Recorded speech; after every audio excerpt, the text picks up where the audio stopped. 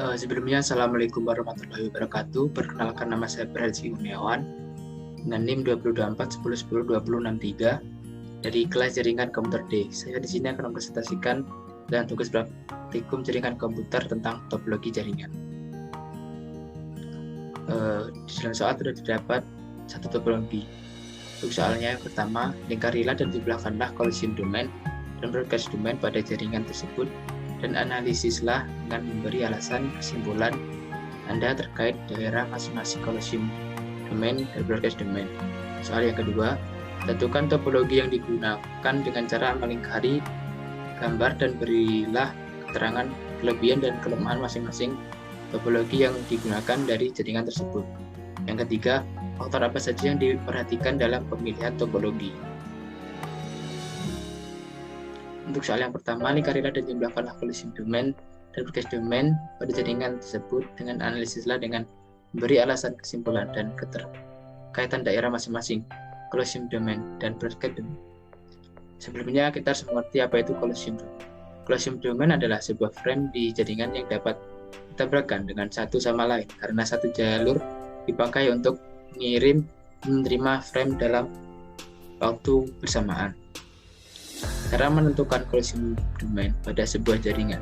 Yang pertama, seluruh port pada satu hub terdiri dari satu collision domain.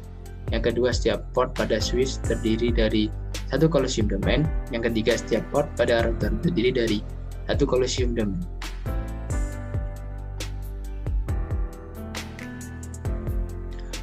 Di sini saya sudah melingkari beberapa collision domain. Saya akan menjelaskan cara saya mendapatkan collision domain. Kita dapat lihat dari karakteristik yang tadi collision domain, di mana seluruh port pada satu hub terdiri dari satu collision domain. Di sini terdapat dua hub, di mana seluruh port pada yang berhubungan pada satu hub itu dapat dihitung satu collision domain, sehingga kita sudah dapat dua collision domain. Kemudian, setiap port pada switch terdiri dari satu collision domain. Di gambar juga terdapat dua switch. Dari masing-masing switch terdapat tiga yang dapat tergabung dengan switch, sehingga dapat dijumlahkan sudah ada 1, 2, 3, 4, 5, 6, 7, 8 collision domain. Kemudian yang terakhir, setiap port pada router terdiri dari satu collision domain. Nah, di sini terdapat port yang terhubung dengan port lainnya dan terhubung dengan switch.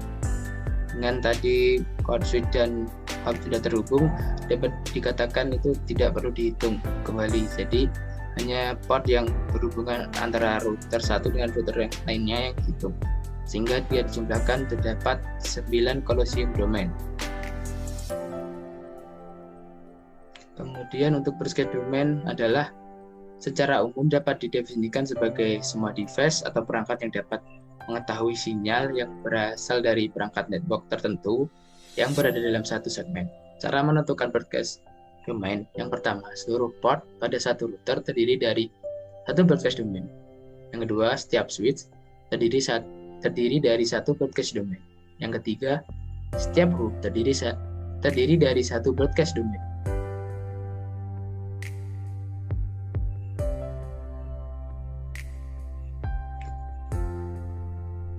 Ini adalah gambar yang telah saya lingkari menentukan broadcast domain.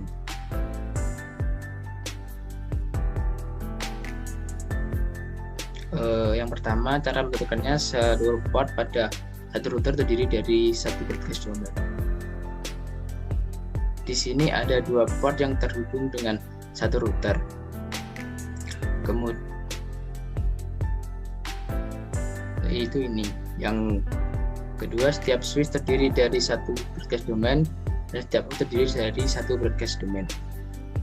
Dan di sini terdapat switch dan hub ini saling berhubungan, maka dapat dikatakan ini hanya satu broadcast domain saja, sehingga dapat dijumlahkan terdapat 1, 2, 3 dan terdapat 3 broadcast domain. Selanjutnya kita ke tugas yang kedua, tentukan topologi yang digunakan dengan cara melingkari gambar dan berilah keterangan kelebihan dan kelemahan masing-masing topologi yang digunakan dari jaringan tersebut. Di dalam topologi tadi terdapat 3 topologi. Yang pertama ada topologi star, yang kedua topologi bus, dan yang ketiga adalah gabungan dari topologi bus dan topologi star, yaitu topologi tree. Kelebihan atau keuntungan topologi star: bersifat fleksibel, keamanan data yang tinggi, mudah dalam mendeteksi kerusakan pada jaringan. Jika salah satu komputer mengalami kerusakan, jaringan akan tetap berjalan dan tidak menimbulkan masalah bagi komputer yang lain. Kelemahan dari topologi star: menggunakan biaya yang cukup mahal karena menggunakan banyak kabel. Jika hub atau switch mengalami kerusakan, maka dapat melumpuhkan jaringan.